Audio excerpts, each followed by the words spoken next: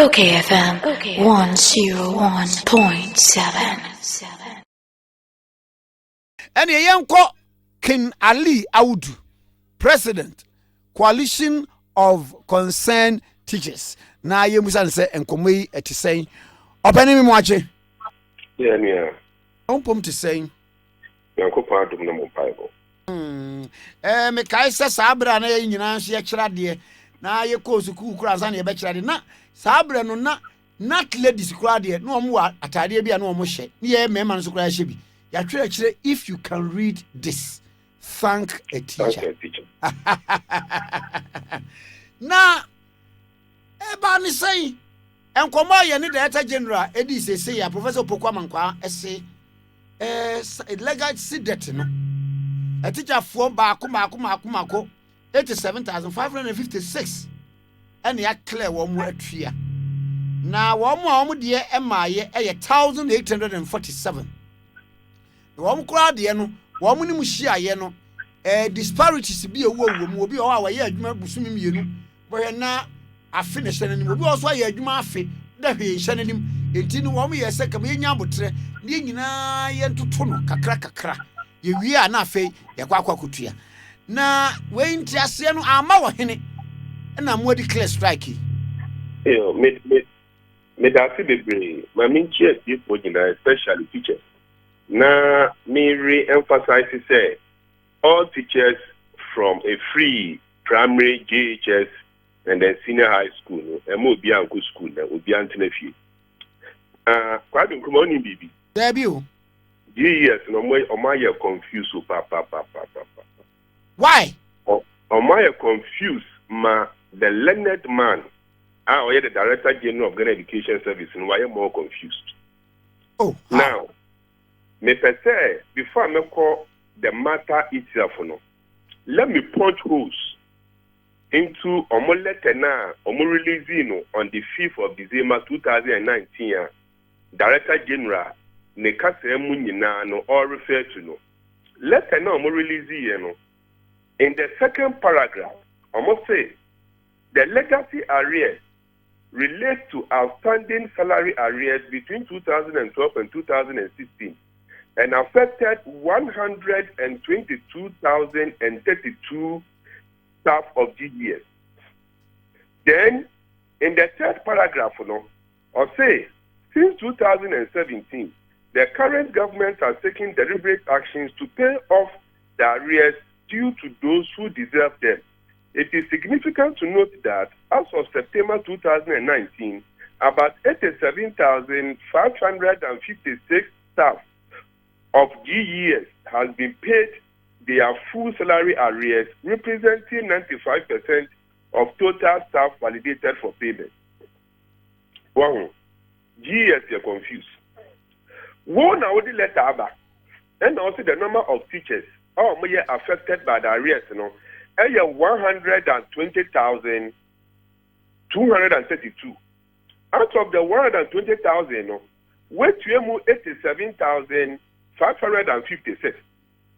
Now, at the 120,000, now the way to 85,000. Eban is saying, and a coca 1,847. but say I get 120,000. Wait to 85,000.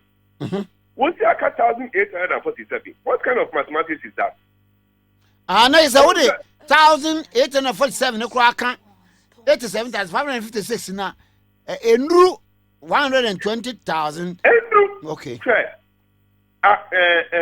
GES is confused. And now facing look. What's the idea? 120,232, and the way to 87,556, and then you said that it represents 95%. How can 87,556 out of 120,252 equal to 95%? I'm not saying yes. Sir, me bibi kakra bia. Representing around 60 something percent. 72%. 72%. Okay. Yes. Tell me you saw more figures now. Oh, we don't even want to challenge their figures.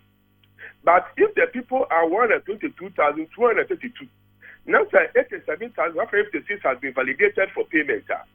And only will represent 72.82% of the 122,232. And if you take 87,556, 120,252 more, Rebecca 32,676, 32,000, not 1,847. I don't know why I'm confused with that. And we are saying no crano, so we can. But King. Nature but say, young can say, even percentage wise, no name figure on the Bible and cry wronger. They've taken steps to say, one will remedy the situation by paying some of the teachers. Anna, say the figures no more out. Anything you move figures no one can say so or more letterhead. So, our Director General no assigner a year wrong. No, it tells you that everything that the Ghana Education Service is putting out there in the media is not true. Look. Oh, Opani, I no crest say, Womatria, legacy debt, no, as they call it, Omatriabi. Omatriabi. We have never said, say, Omuntiabi. We have never said, say, Omuntiabi. And indeed, the payment of legacy debt, started 2016. But the problem is, say, Omuntiabi no more creativity. Omuntiabi no more creativity. In 2017, 2018, I did a limited recruitment. That time near the GES, also software via HRMIS, Human Resource Management Information System. Yes, those people in the Human Resource Management Information System, they were paid either 2 months or 3 months. Into between 2017 and 2018, some of the arrears were created. But the majority of the arrears, spans from the NDC government era of 2012 to 2016. Indeed, in March 2016, the unions, declared strike. And the then Minister of Employment, Honorable Haruna Idris, after an emergency meeting, and he signed an MOU. The Minister of Employment then, Honorable Haruna Idris, the Deputy Minister of Education then, Honorable Okudato Ablakwa, and the CEO of Fair Wages then, Mr. Smith Graham, signed on behalf of government. Me signed for the Coalition of Concerned Teachers as its president. That time, NAGRA's president, also signed for NAGRA.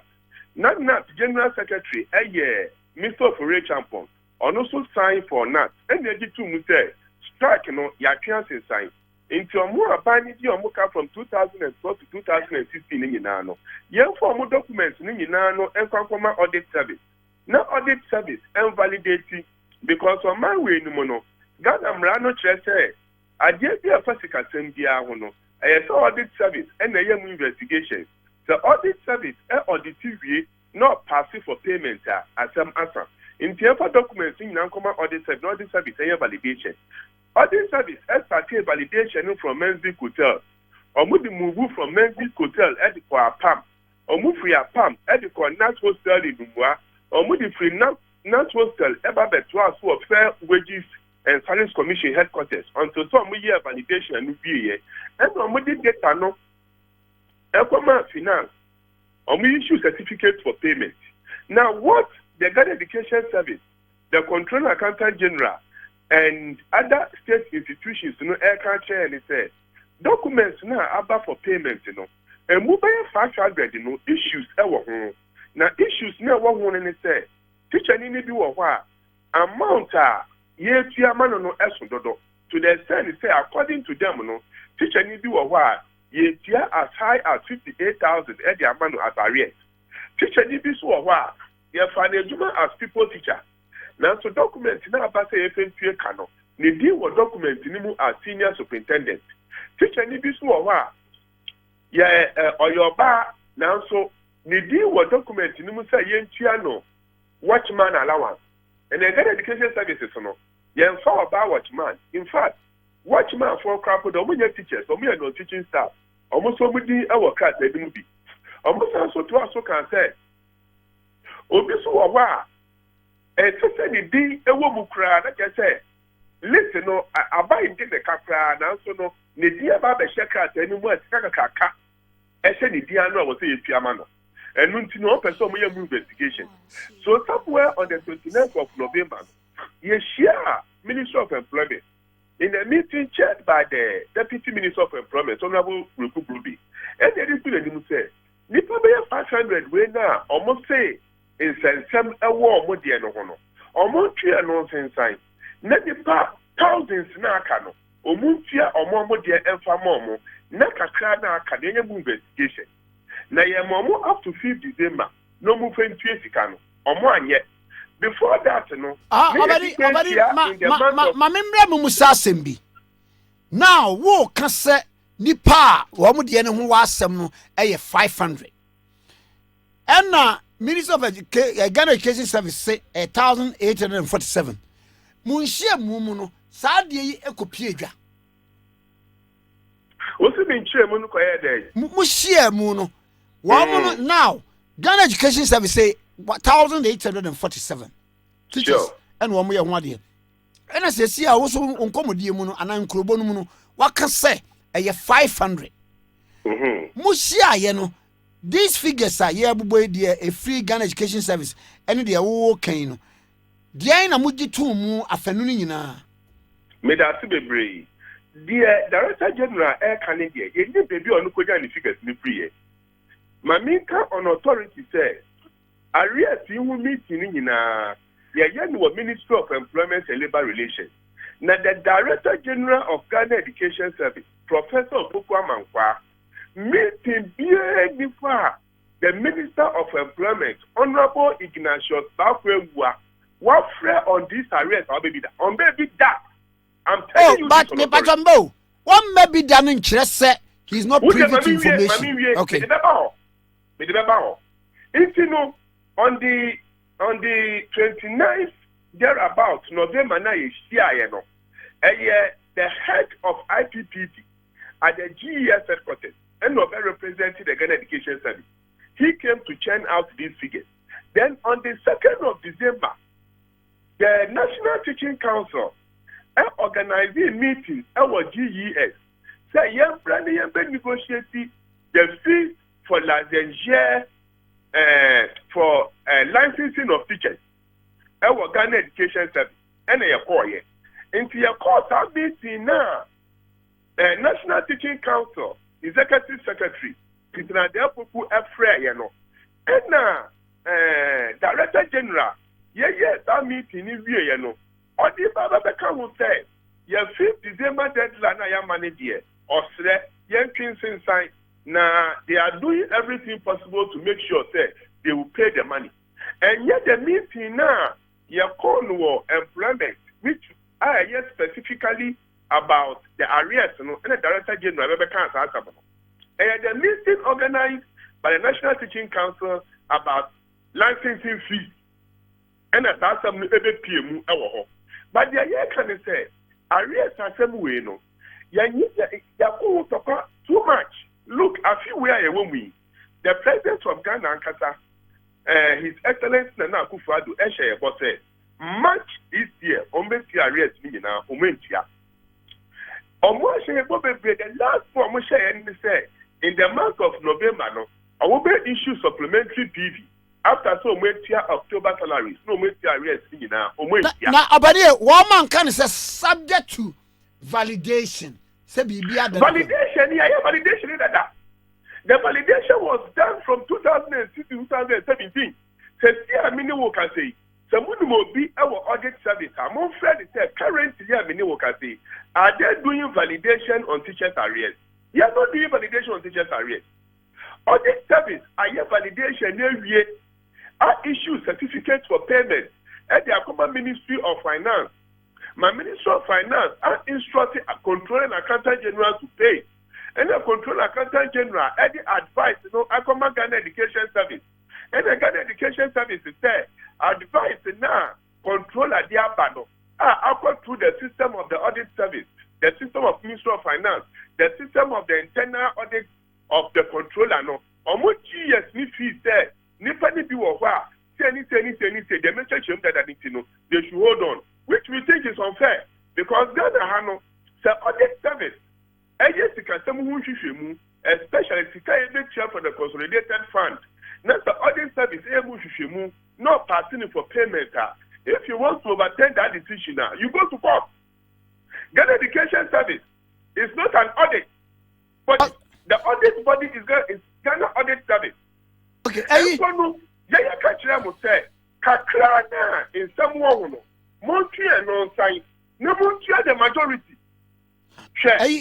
Last 3 weeks, last 3 weeks, Ghana Education Service, I invite those few teachers now, fees there, amount of money now, yet mono, and yet too much, at the by GES headquarters, across the length and breadth of this country.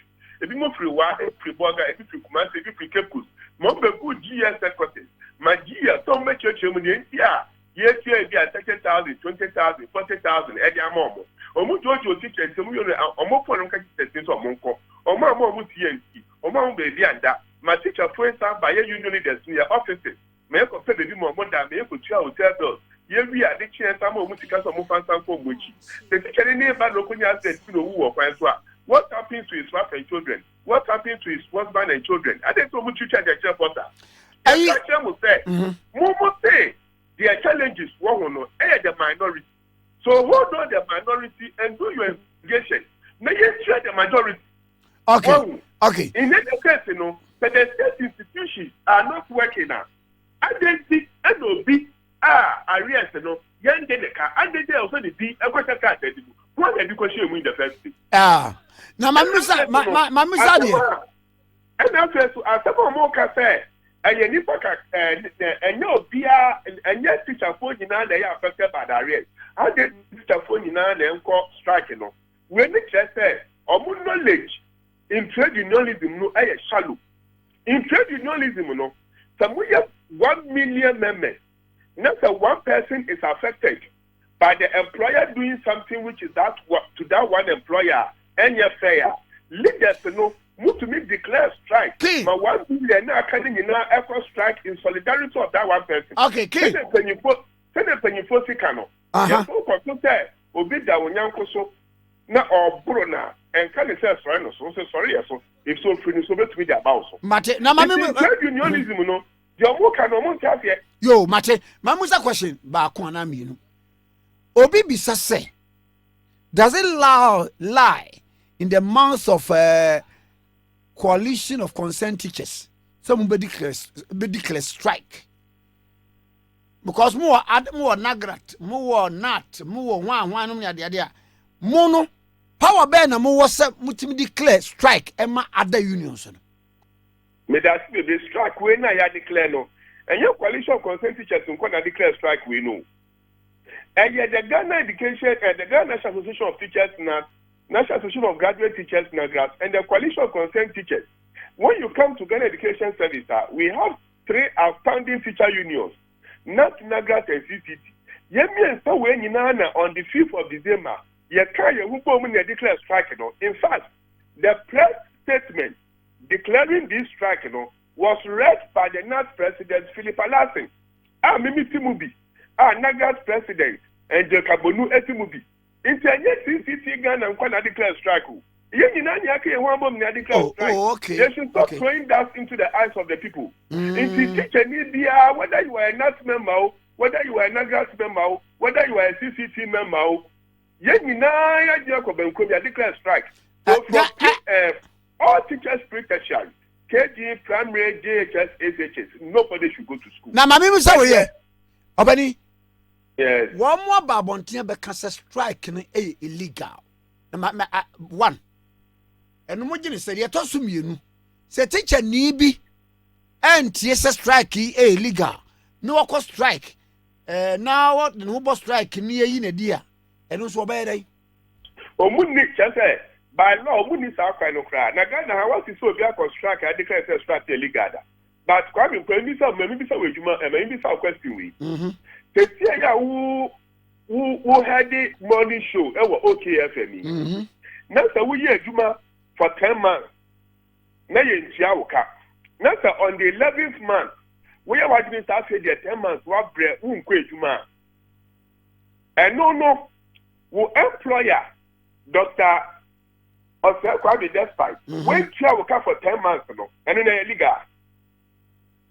Me and in a liga. And ye liga, but Momodiano, for 10 months, 12 months, 18 months, 24 months, you enjoy the car. Mebo.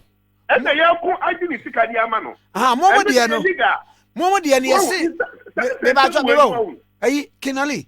Momodiano, the annual Mota Babonting as one of the reasons, and it said, someone exhaust all avenues of arbitration or whatever that you call it. Avenues, no, we are for exhausted. The number of letters, I had thrown Ediama Labor Commission one. Look, your question say it is not like a live studio interview where I'm there. But the number of letters I had thrown the National Labor Commission from 2016 up to this 2019 about this salary arrears and our intention to go on strike. Every day, and the meetings are you need the Ministry of Employment and Labor Relations. I hear on this arrears issue every day. And I make a choice say November ending, any Ministry of Employment, I meet you. Only a catch up say so when you by 5th December we are going on. Here's why I hear one.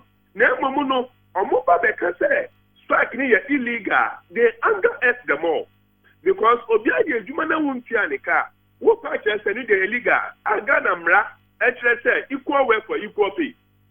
Obiadi Jumana Wuntianica. That's why you see it to be legal.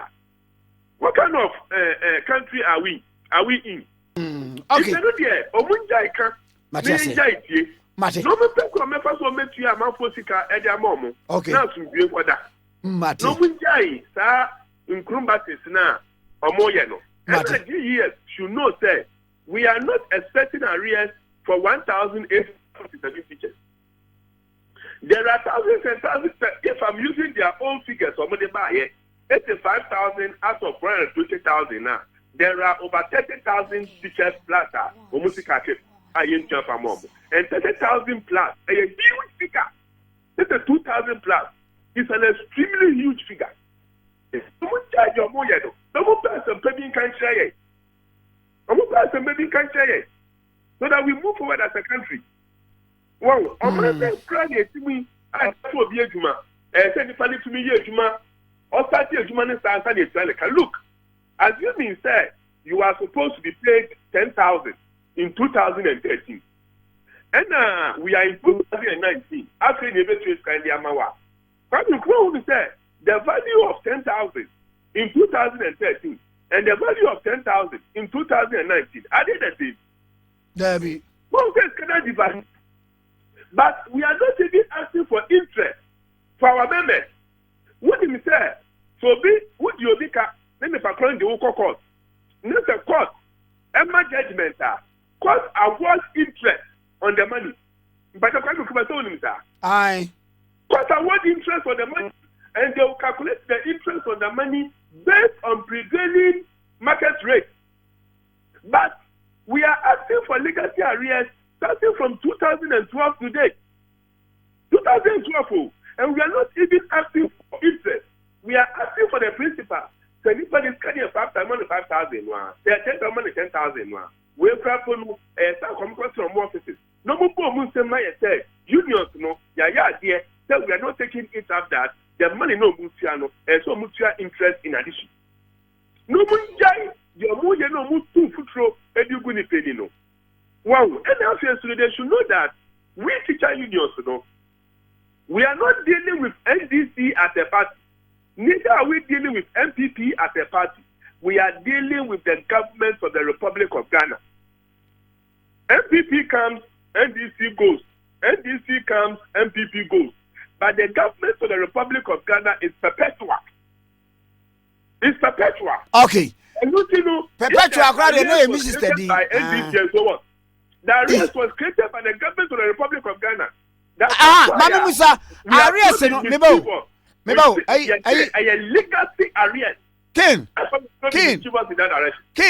arrest no expanded from year ben to year ben.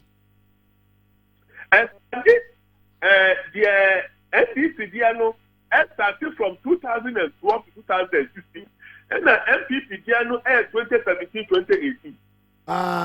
Na oh yeah. Wo oh yeah. Yemfa nkomo nso amesa aba nche bi machiri why. Me da si bebre. Mesme da se kinali yawudu ene ene na twetwe nkomo na okay 101.7 so bi. Okay FM 101.7.